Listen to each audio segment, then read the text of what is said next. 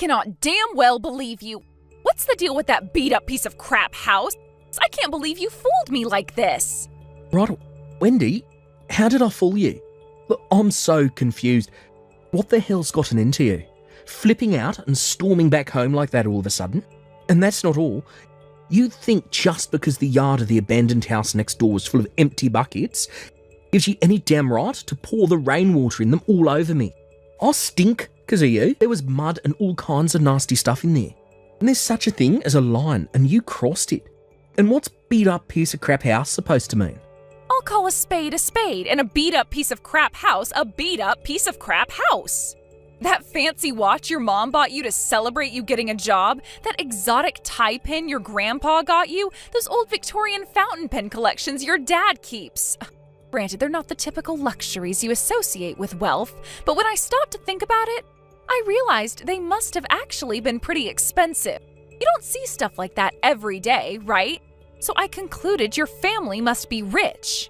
But then when we actually drive over to meet them, far from my expectations of a magnificent, stately home, I find nothing but a beat-up piece of crap house that looks ready to fall apart any second. What the hell is with you? Wait a sec. Let me get this straight, Wendy. Does this mean the only reason you dated me for 2 years was because you thought I was the son of a rich family? What's wrong with that? Is there something wrong with wanting your husband to make enough money to provide you with a stable life? Go on, I'm waiting. A man's value is determined by the size of his wallet, and it's a woman's right to have expectations. That's one thing I'll never budge on, and I ain't ashamed to say it. I'm not going to try and invalidate your views, because there are as many different ways of thinking as there are people in the world. But I have to draw the line at pretending you want to meet my parents as a pretext to scope out how much money they have. I only brought you along because I thought you were excited to meet them. What's worse, you barely even looked at the place for 5 minutes before deciding it wasn't up to whatever your standards is for what my parents' house was supposed to look like. Oh, believe me, Mark, I took a very good look. That's why I got pissed and went home. Scammer. Brokey. I don't understand you at all. No, I'm the one who doesn't understand you poverty-stricken broke loser. Me and you are so done. I'm breaking up with you. If you want to be in with a shot at putting a ring on this finger, I suggest you get a better job and start making more money. Oopsie, my bad. That's not going to be possible, is it? Who am I trying to fool? There's no way a broke loser raised in a piece of crap house like that could ever afford to have a beauty like me on his arm. I don't think of myself as poor at all, actually. Real wealth is on the inside, and I had a great upbringing full of love. You won't get any objections from me on the breakup. Real wealth is on the inside? Oh, God. What kind of fairy tales did those broke-ass parents of yours raise you on? Cringe. Wait, what? You don't care that I'm breaking up with you? Not in the least. It seems like you've been making all kinds of crazy misunderstandings about me, but one thing is for sure, our views on the world are totally different. Turn into a freaking fire-breathing dragon as soon as you see something you don't like. And what's more, to top it off, you pour a bucket of water over my head. How could I possibly spend the rest of my life with someone like you? You're right. All right, well, that's that then. I want the 2 years I just wasted with you back. I have never been so wrong about someone in my life. See ya, you sad, pitiful, tragic, broke loser.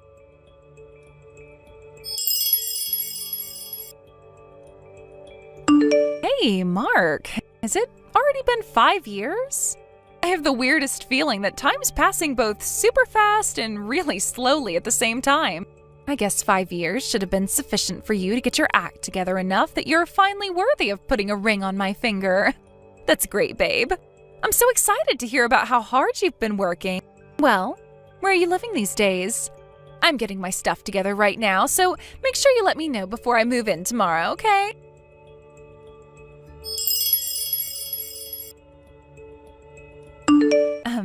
Mark? Like, hello? You gonna reply sometime? Tell me where you live already. You're not gonna leave your favorite person in the whole wide world hanging like this, are ya? After I so kindly went out of my way to message you after all this time? You do realize that normally in this situation, it's you who should be sending out the first olive branch? Hello? Tell me your new address already.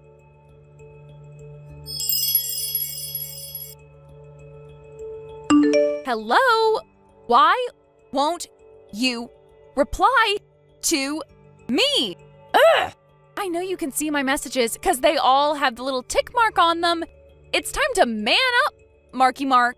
Hurry and tell me your address before I die of old age.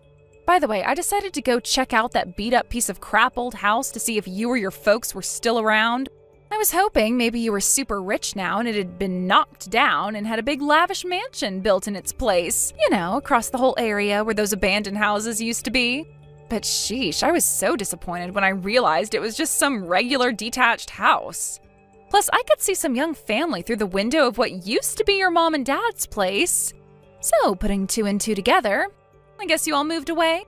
Hurry up and tell me your new address now! Now!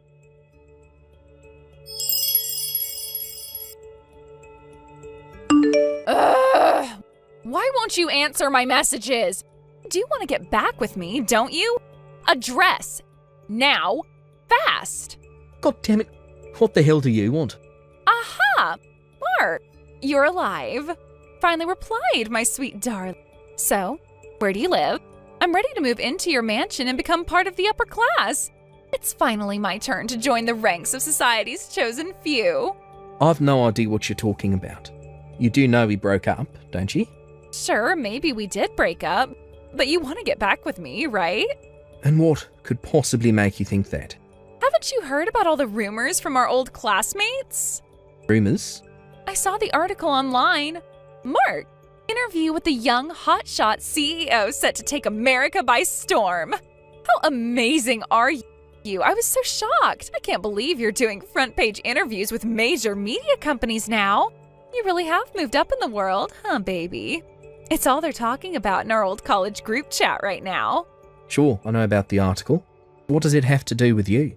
Everything. In fact, I can only think it was fate that one of the guys found it and posted it in the chat. No, it most definitely has nothing to do with you. My life is none of your business. Stop playing hard to get, silly. The reason you worked so hard to get rich after we broke up is because you want to marry me, right? Excuse me? I told you before, right? That if you wanted to be in with a shot at putting a ring on this finger, then you should get a better job and make more money. And you actually did it. I am so proud of you, baby. I can't believe someone raised in a beat-up piece of crap house like that made it all the way to the top of a major company. And all to win my heart? Oh God, Mark. I think I'm gonna melt. Well, you did it. You made the grade. Congratulations, baby. All right, let's get married. So, where do you live? But you're already married. Huh? I was a little confused when I saw those nonsensical messages you spammed me with before. It was all too sudden and suspicious for me, so I did some digging. And when I did, I discovered that you married some corporate boss in his 50s straight after we broke up, but that he eventually divorced you for spending his money like it grew on trees. Guy number 2 was young CEO of venture startup, but he divorced you when he found out you were cheating on him after the kid came out half black. As for your third and current husband, he found out not only were you cheating on him, but also that you're hiding the fact you were a 2-time divorcee with kids by forcing your relatives to look after them. Needless to say, this one's going to end in divorce too. No way. Obviously, sucker number 3 is demanding compensation for your betrayal, but since your family already disowned you and you have no one else to rely on to dig you out of the hole you got yourself into, you're totally screwed. And this all just happened to coincide with my interview hitting the news. Yep, it's just like you say. It's true, I do have kids, and I am set to be hit with my 3rd divorce. But if you love me so much that you worked hard enough over these last 5 years to be getting front page interviews with major magazines just to be in with a shot at winning me back, then surely none of that matters, right? You're categorically wrong at the fundamental level, so allow me to correct your insane assumptions one by one. Correct me? About what? First of all this stuff about my mum and dad's house being a beat-up piece of crap. I see you went snooping around the neighbourhood and were upset to find a regular old detached house where my mum and dad used to live. And you were right, none of us live there anymore. We sold both the house and the land it was built on. Huh? However, since my dad still owns the abandoned house next door, I still park my car there when I head down to see everyone. My mum and dad actually live on the next block now. Wait a sec. It's not that big stately mansion with the classical portico and Ferrari in the drive, is it? Bingo. My dad sold the old house just after my granddad passed away 2 years ago. When we were getting on top of everything with the inheritance arrangement, me and my parents had separate houses built, so now we live apart. Wow, really? It sounds like you guys came into some money, huh? Hurry up and give me your new address. My divorce with this husband is pretty much guaranteed at this point, so I can move in with you right away. How does tomorrow sound? Like my worst nightmare. As for the next correction, my efforts at work had absolutely nothing to do with you. Huh? It was for my parents who always supported me in what I wanted to do. And my fiancé, who I've been dating for 3 years, we got engaged last year. Huh? What the hell? You mean you've been seeing another woman? We broke up 5 years ago, Wendy. What the hell does it have to do with you if I've been seeing another woman or not? It has everything to do with me. I'll do everything in my power to make sure this wedding is not allowed to go through. Mark my words. If you've got enough time and energy to do pointless crap like that, wouldn't it make more sense to get a job and lay the financial groundwork for your post-divorce life? It's not pointless. I just know that if you meet up with me, the flame of our passion will be ignited and you'll be madly in love with me all over again. You're nuts. Ugh, just give me some more time. Soon everything will fall into place.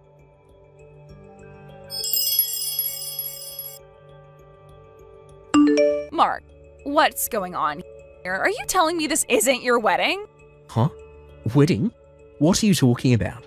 I saw on your Insta page about a wedding today. I don't have an Insta page. Huh? My friends try and get me to use it all the time, but as far as I can tell, it's a waste of time and a productivity killer.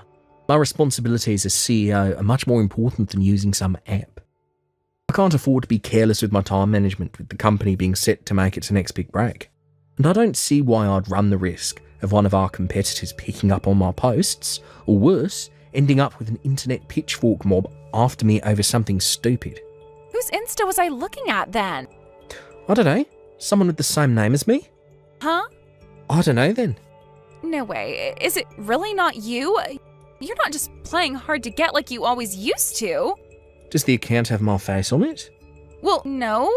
It's actually impressive you were so convinced it was me that you were wrong. Begging you, please. I just went to the wrong couple's wedding. Excuse me? You did what now?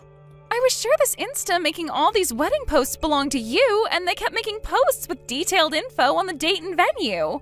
I figured that was your romantic way of inviting me. But when I barged into the chapel in my wedding dress, I didn't recognize anybody. There was just some random couple standing at the altar and everyone was staring at me. Ugh, it was horrible. They said I ruined their wedding and now they're claiming I owe them money? How crazy is that? They say if I don't pay them compensation and cover the costs of the wedding, they'll take me to court. Are you a complete moron? Actually, don't answer that. What makes you think I'd help you? You're the one who ruined your own life by barging into a stranger's wedding based on some nonsensical, deluded assumption. None of this crap has anything to do with me. Oh my god. You'd throw your fiancé away like this? Really? You still saying that? My fiancé is a different woman. And to be more precise, we're actually already married. Wait, what? We got married at the end of last month. She's not my fiancé, she's my wife. Last month? But you didn't tell me about it. Did I need to? Oh my god. Oh, give me a break already, Wendy. I'm so sick and tired of your crap, it's hard to put into words. This conversation is over. Bye. No, wait. Fine, if you're not gonna marry me, at least do something about all this money they're saying I owe them. Mark, please.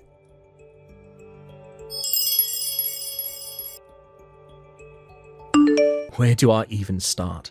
I thought I'd finally seen the back of that lunatic after she insulted my family and broke up with me.